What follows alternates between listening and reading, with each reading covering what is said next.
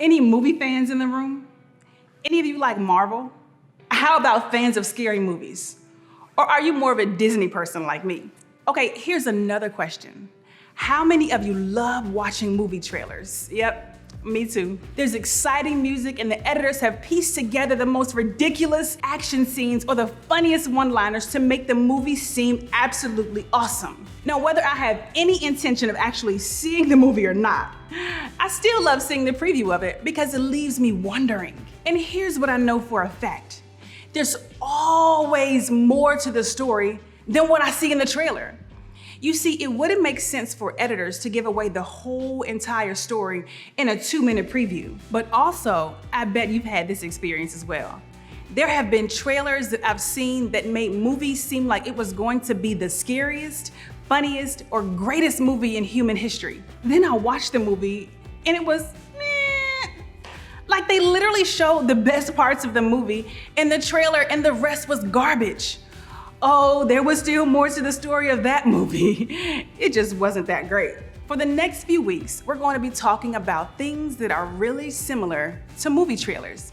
We're talking about parts of life that we have all had an idea about, parts of life that you see in culture almost everywhere. And there's often more to the story than what we see in the previews in both good and bad ways. We all kind of know something, but there's way more to the story. And we're gonna start by talking about sex. Okay, I get it. Talking about sex in church can be a little weird until you think about the fact that it's talked about almost everywhere else. Singers sing about it, rappers rap about it, Netflix shows don't avoid it. It's everywhere on TikTok, magazines at the grocery store even talk about it on the covers. Movies use it as a selling point. It's talked about at school, it's joked about with friends, and some of you may wish that your families would stop trying to have that conversation. Or you may be thinking, I already know what you're going to say. Even if you haven't been around church much, you've probably been around church people or Christian TikTokers enough to get the idea that God cares a lot about our sex lives. In fact, maybe you feel like God hates sex. That's the story. Or maybe you feel like God's mad about sex. That's the story. Or God only cares about virginity, and that's the whole story. And if that's true, I'm sure it brings up questions like, is it bad that I'm thinking about it? Is it bad that I want to do it? Can I do everything but actual sex? I know people who've had sex and none of them died. Is it really that big of a deal? Or maybe I've had sex, so does that mean that I'm doomed forever? What if it wasn't my choice and someone else made the decision for me? What does God think about that? What am I supposed to do now? Or I can't even get a guy or a girl to be interested in me. So trust me, sex is not a temptation for me.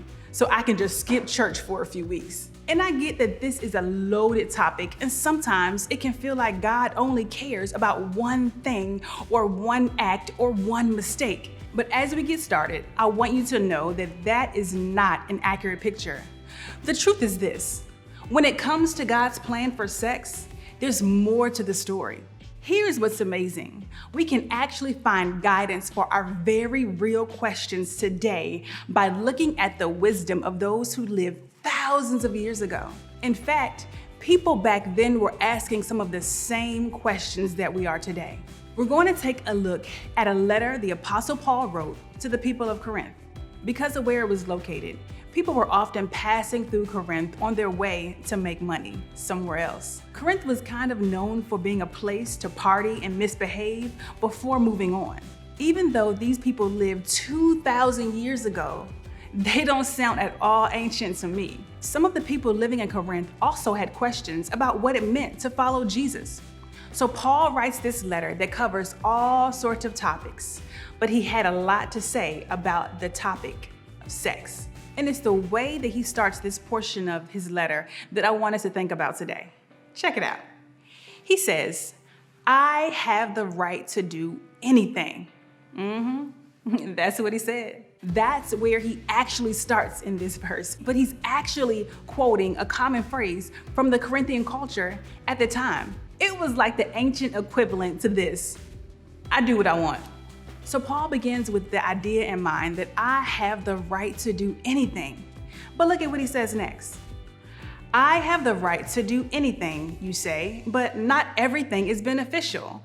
I have the right to do anything, but I will not be mastered by anything. Paul speaks right into the Corinthian culture and into our world today and basically says, look, I know it's popular to do whatever you feel like doing, but just because you can does not mean that you should. In a particularly sexual culture, Paul reminds the Corinthians that just because you can do something doesn't mean that it's the best thing for you to do. And the same thing is true about sex today. Some of our lives will be so much easier, so much less complicated, and so much less stressful if we just stopped asking, can I do this without getting into trouble? Or can I do this without getting caught? Instead, what if we started asking, is this good for me? Is this the best thing for my life? In fact, learning to think about what's best over what's simply common is part of becoming a mature person. And there's more to it than that. Whether you're sexually active, thinking about someone sexually, or consuming sexual content on the screen, there's almost always another person involved. So you and I can't just think about ourselves when it comes to this topic. Yes, we should ask, is this best for me? But we may be able to talk ourselves into doing something that we think is right for us, even though it might be harmful to someone else. If we really want to get this right, we should go even further. Instead of asking, is this best for me? We should be asking, is this best for we? Is this best for me and the other person? This way of thinking is not optional for those of us who follow Jesus. In fact, when asked what's most important, this was part of Jesus' answer. Love your neighbor as yourself. Something might feel good for the moment, but if it's not good for your future or the future of the other person that you're doing it with, it's out. If something is fine for you, but you don't know or you can't know if it's harming another person, it's across the line. You see, Jesus was so clear about what God is like. How you treat people and how they treat you is a big deal to God. God doesn't hate sex and doesn't want to keep us from it. God wants us to become the kind of person who loves God and looks out for other people's best interests because of Him. And here's what's crazy.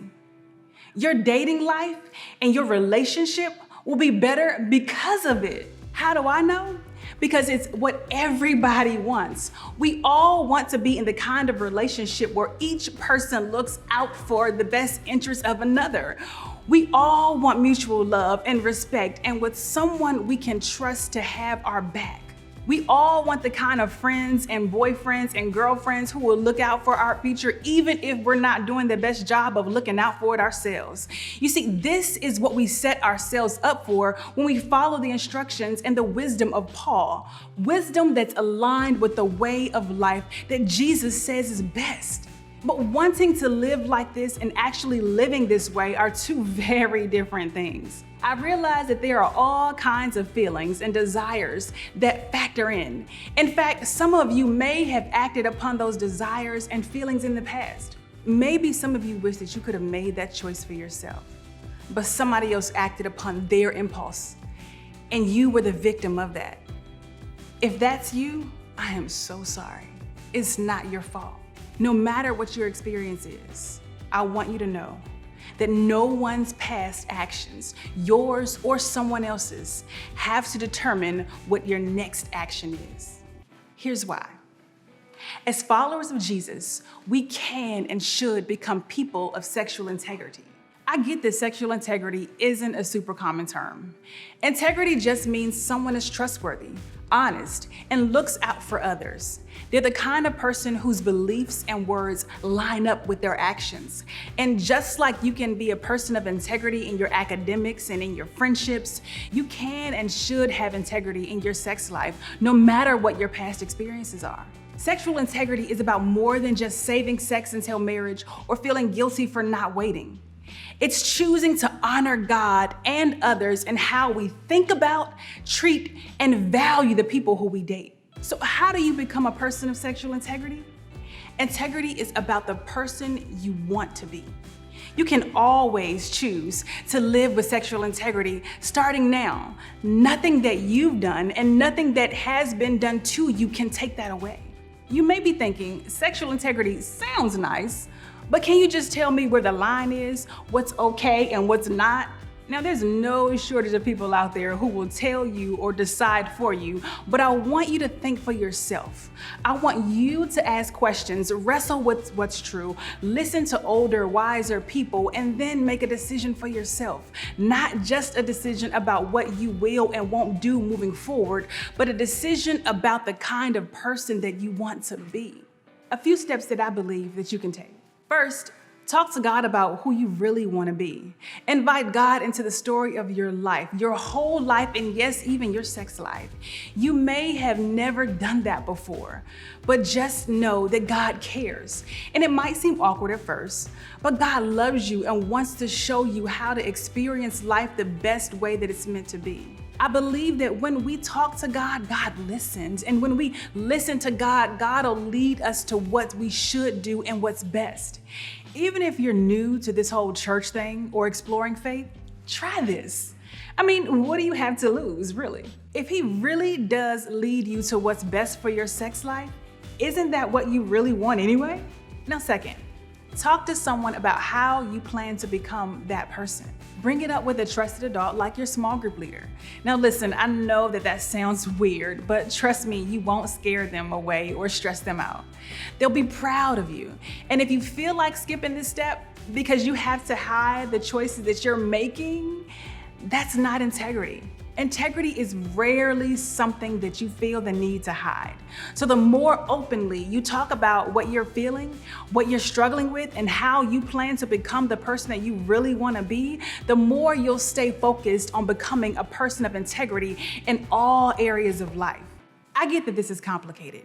And it's not the kind of thing you want to talk about with just anybody. That's why we have small groups. We want every one of you to have a group of people that you can figure out life with, even when the conversations are personal. And we want you to have a leader that you trust, that you can talk to about anything. Your group leader is that kind of person. And if you don't feel comfortable talking in front of your group, we get it. You can talk another time with your leaders too. They'll totally get it and understand. Imagine if accepting this invitation led you to a life that's better than what you could possibly dream of. If you choose this way of life, you might just find that when it comes to God's plan for sex, there really is more to the story.